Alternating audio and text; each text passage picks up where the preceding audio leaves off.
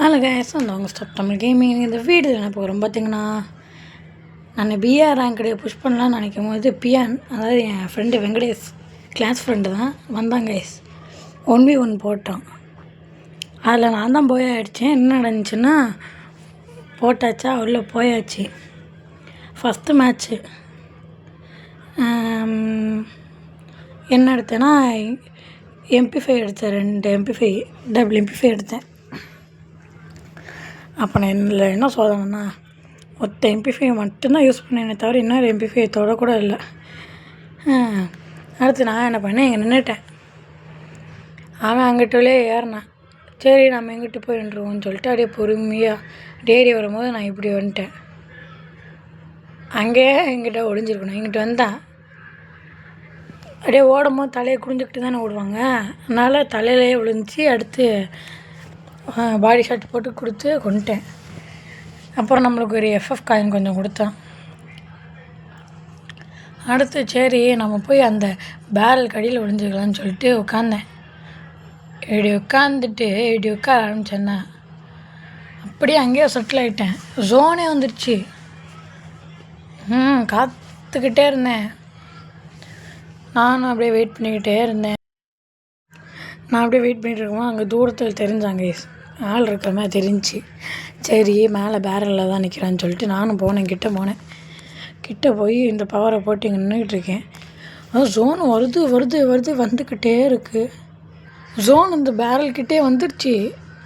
Zone அந்த பேரலையும் முடிச்சிருச்சு. அங்கேருந்து இருக்கும்போது தெரிந்தா என்னடா ஆளைய காணுமே, சரி நம்ம எங்கிட்ட இருக்கானான்னு போய் பார்ப்போம்னு சொல்லிட்டு பார்த்தேன்.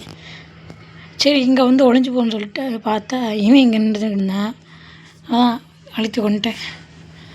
அடுத்து நான் என்ன பண்ணேன், சரி அடுத்த மேட்ச் பார்ப்போம் அப்படின்னு சொல்லிட்டு பார்த்தேன். அடுத்த மேட்ச்சில் டபுள் ஸ்னைப்பர் வச்சு அடிச்சுட்டான். அதனால் அதை ஸ்கிப் பண்ணிட்டேன். அடுத்து இந்த பவரை போட்டுக்கிட்டே இருந்தேன். சும்மா போட்டுக்கிட்டு இருந்தேன். கடுப்பாகி போச்சு. அடுத்து எங்கிட்ட தள்ளி வந்து பவரை உடச்சிட்டு அப்படியே ஹெட்டுக்கு நேராக கொண்டு போய் நோட்டுன்னு வச்சேன் கைஸ். நீ என்ன ஸ்னைப்பரில் பெரிய ஆள்னு நினைக்கிறியா, நான் ரெஷர் அப்படின்னு சொல்லிட்டு நட்டுன்னு வண்டியில் வச்சுட்டு அடுத்த மேட்ச்சை பார்த்தா அடுத்த மேட்ச் நான் எடுக்க வேண்டியது. 2 UMP எடுத்தேன். சரி அடிப்போன்னு சொல்லிட்டு அப்படியே கொஞ்சம் கொஞ்சமாக எங்கிட்ட ஓடிக்கிட்டு இருந்தேன். நான் இந்த படி மாதிரி இருக்கல, இது பக்கத்தில் தான் எப்போவுமே நிற்பேன். எந்த மேட்சாக இருந்தாலும் வெளியே வந்து பார்ப்போன்னு சொல்லிட்டு பார்த்தா வந்துக்கிட்டு தான். சுட்டுலான்னு நினச்சேன், சுட முடியல. அங்கிட்ட ஓடிட்டேன். நான் என்ன பண்ணேன், சரி வெயிட் பண்ணுவோம் அப்படின்னு சொல்லிட்டு வெயிட் பண்ணேன்.